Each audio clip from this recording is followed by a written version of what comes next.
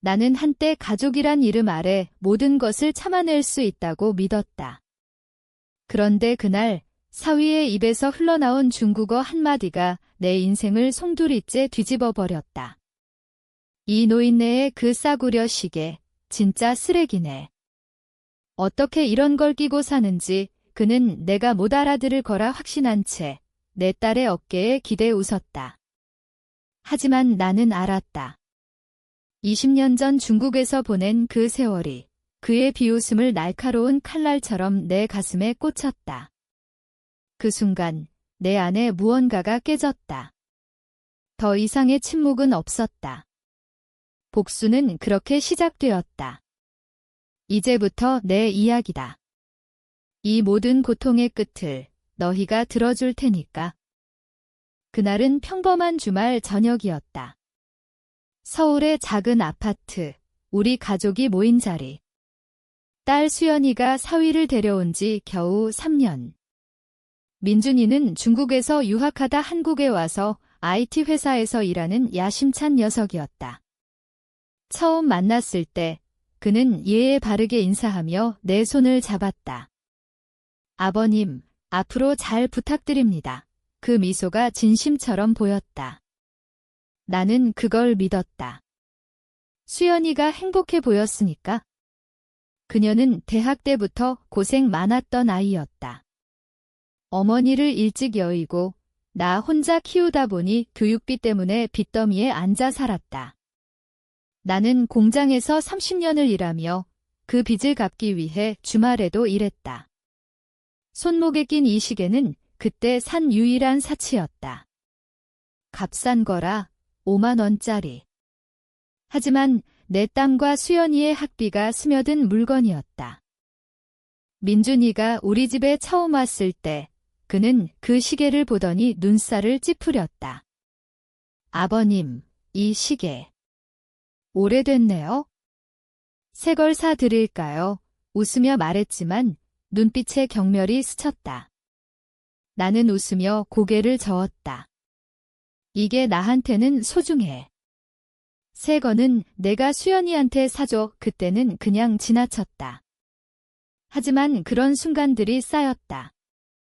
가족 모임에서 그는 항상 나를 무시했다. 아버님은 공장 일 하시다 보니 요즘 트렌드를 모르시죠? 수연이 앞에서 웃으며 말하곤 했다. 수연이는 민준아, 그만해 라고 했지만 곧 웃어넘겼다. 그녀는 사랑에 눈이 멀어 그의 말투를 유머로 치부했다. 나는 참았다.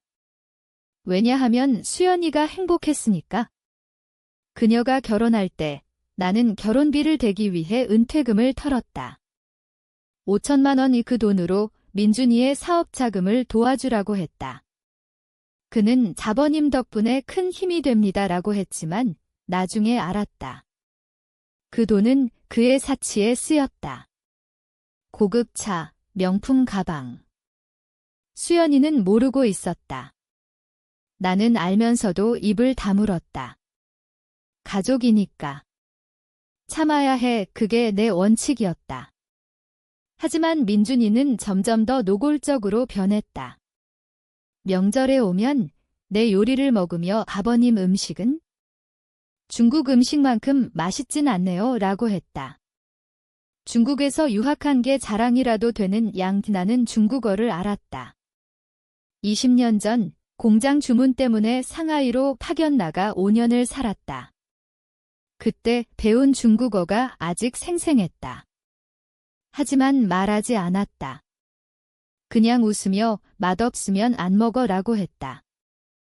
그날 저녁 우리는 식탁에 둘러앉아 있었다. 민준이가 수연이와 속닥거렸다. 나는 부엌에서 설거지를 하고 있었다. 그들의 목소리가 들려왔다. 민준이의 중국어. 얘야, 이 집 진짜 초라해. 아버님 그 시계 봤어? 완전 쓰레기야. 어떻게 저런 걸 끼고 사는지. 나 같으면 부끄러워서 못 끼지. 수연이가 민준아, 조용히 해. 아버지 들으면 어쩌려고 라고 했지만 웃음이 섞여 있었다. 민준이가 더 크게. 들으면 어때? 저 노인네 중국어 못 알아듣는다고. 공장 노동자 출신이잖아. 문화 수준이 그 정도지. 그 말 한마디가 내 심장을 꿰뚫었다. 손에 쥔 접시가 부서질 듯 떨렸다. 나는 조용히 부엌 문을 닫았다. 눈물이 고였지만 흘리지 않았다. 그날 밤 잠이 오지 않았다. 머릿속에 그의 비웃음이 맴돌았다. 쓰레기. 내 인생 전체를 모독하는 말. 다음 날 아침 나는 민준이에게 말했다. 민준아, 오늘 중국 음식 사올게. 내가 좋아하니까 그는 놀라며 아버님, 중국어로 주문하시려고요? 라고 물었다. 나는 미소 지었다. 글쎄, 알아서 할게. 그날 나는 그의 회사 근처 중국 식당에 갔다. 주문할 때 일부러 중국어로 했다. 사장님이 더르신 중국에서 오래 사셨어요? 라고 물었다. 나는 고개를 끄덕였다. 5년 후에 상하이에서 돌아오는 길 민준이에게 전화를 걸었다. 민준아, 음식 샀어. 중국어로 쓰레기 시계라고 적힌 메모도 같이 샀어. 재미있지? 그는 당황한 목소리로 아버님, 무슨? 그게 무슨 소리예요? 라고 했다. 나는 웃었다. 너의 비밀, 내가 안다고. 그게 시작이었다. 복수는 서두르지 않았다. 나는 천천히 그의 약점을 파고들었다. 먼저 수연이에게 은퇴금 이야기를 했다.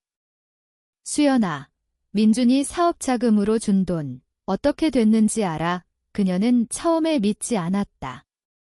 아빠, 민준이가 왜 그랬겠어? 하지만 나는 증거를 보여줬다. 은행 거래 내역, 그의 SNS에 올라온 명품 사진. 그녀의 눈에 눈물이 고였다. 아빠. 미안해. 나는 안아주며 말했다. 미안할 거 없어. 이제 내가 선택해. 수연이는 민준이와 대면했다. 그는 부정했다. 그 돈은 투자였어. 사업이 망했어. 하지만 증거 앞에 무너졌다. 그날 밤 그는 우리 집에 와서 사과했다. 아버님, 제가 잘못했어요. 중국어로 한 말 어떻게 아셨어요? 나는 시계를 만지작거리며 말했다. 이 쓰레기 시계가 알려줬어. 내 입에서 나온 말마다. 하지만 그 사과는 진심이 아니었다. 민준이는 수연이를 설득하려 애썼다. 나 없으면 내가 어떻게 살아? 아버님 돈으로 사는 거잖아. 그 말에 수연이가 무너졌다. 민준아, 나도 일해. 아빠 돈 안 써. 싸움이 격해졌다. 나는 지켜봤다. 내 안의 분노가 타오르는 게 느껴졌다. 왜 나만 참아야 했나?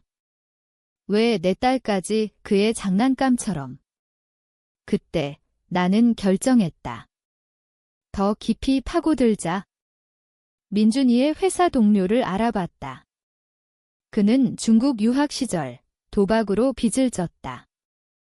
그걸 알게 된 후 나는 익명으로 그의 상사에게 팩스를 보냈다.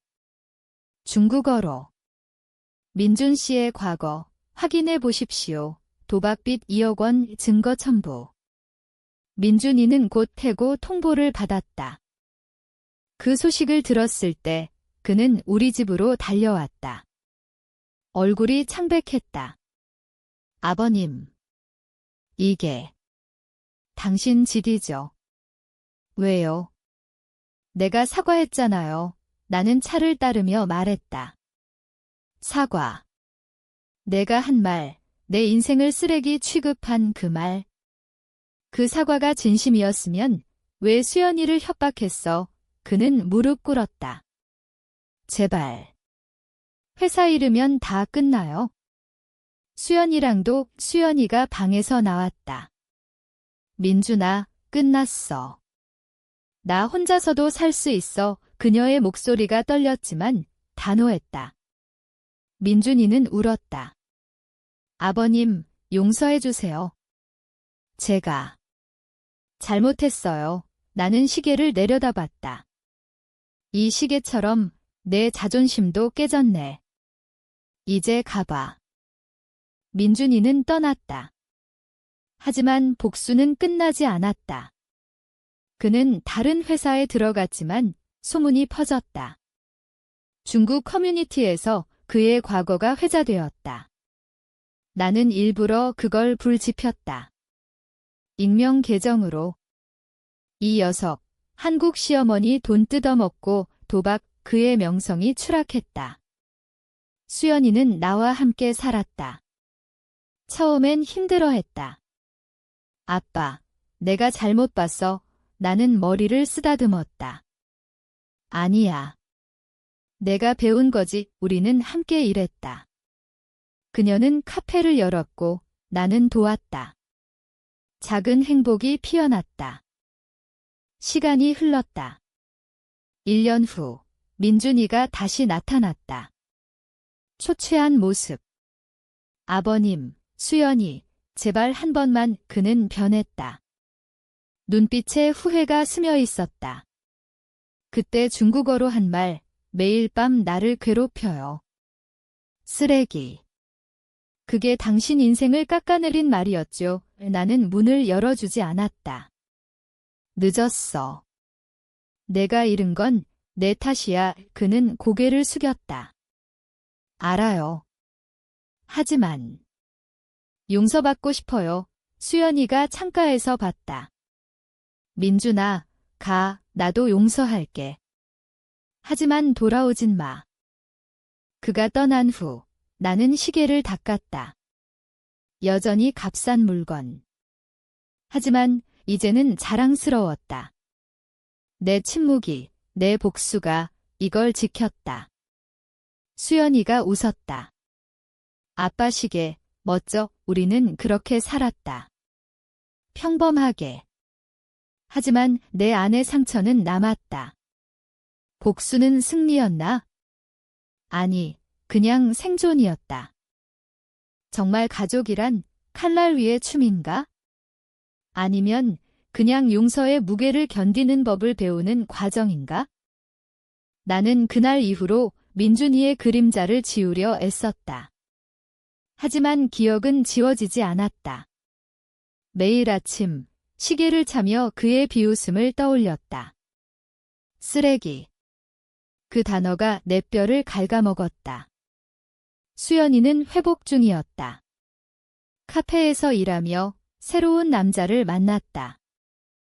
아빠, 이번엔 조심할게. 그녀의 미소가 밝아졌다. 나는 고마웠다. 내 복수가 그녀를 자유롭게 한 거였다. 하지만 민준이는 포기하지 않았다. 그는 편지를 보냈다. 중국어로. 아버님, 제 잘못을 인정합니다. 도박은 과거예요. 당신의 은퇴금 갚을게요. 나는 읽고 태웠다. 지금 와서 그의 후회는 진짜일까? 아니면 그냥 생존 본능? 나는 그의 SNS를 봤다. 그는 중국으로 돌아가 작은 직장 생활을 했다. 사진 속 미소가 어색했다. 그게 내 복수의 흔적이었다. 어느 날 수연이가 말했다. 아빠, 민준이가 아프대. 아미래. 나는 멈칫했다. 그래. 그게 나랑 무슨 상관. 하지만 가슴이 저렸다. 복수는 끝났는데 왜? 그녀가 울었다. 아빠, 용서해주면 나도 편안할 것 같아. 나는 한숨을 쉬었다. 수연아, 용서는 내 마음이야. 하지만 나는 아직 못해. 그 후 나는 병원에 갔다. 혼자. 민준이는 침대에 누워 있었다. 아버님이 그의 목소리가 약했다. 왜 왔어요? 나는 시계를 풀어 그의 손에 쥐어주었다. 이 쓰레기, 내가 원하던 대로. 이제 내 거야. 그는 울었다. 아버님, 미안해요. 그 말 평생 후회해요. 나는 고개를 끄덕였다. 알아. 하지만 잊진 마. 그게 내 교훈이야. 돌아오는 길, 비가 왔다. 내 눈물이 섞였다. 복수는 달콤했지만 쓰라렸다. 가족의 상처는 영원히 남는다. 시간은 흘렀다. 민준이는 회복했다. 하지만 그의 삶은 변했다. 그는 한국으로 돌아오지 않았다. 수연이와 이혼했다. 그녀는 자유로웠다. 카페는 번창했다. 나는 손님 맞이하며 웃었다. 하지만 밤에 혼자 시계 없이 손목이 허전했다. 어느 가을 옛 동료를 만났다. 얘야, 너 사위 때문에 고생 많았지? 그는 웃었다. 나는 끝났어 라고 했다. 하지만 끝난 게 아니었다. 내 안의 분노가 가끔 되살아났다. 왜 나만? 그 질문이 나를 괴롭혔다. 수연이가 결혼했다. 이번 남자는 착했다. 아버님, 시계 멋지세요. 그는 진심이었다. 결혼식에서 나는 울었다. 행복한 눈물. 하지만 민준이의 소식을 들었다. 그는 중국에서 작은 가게를 열었다. 성공했다는군. 후회 없이. 나는 모른다. 내 삶은 계속되었다. 복수는 나를 구했지만 동시에 가두었다. 용서란 무엇일까? 마지막으로 그날의 질문, 용서가 복수보다 강한가?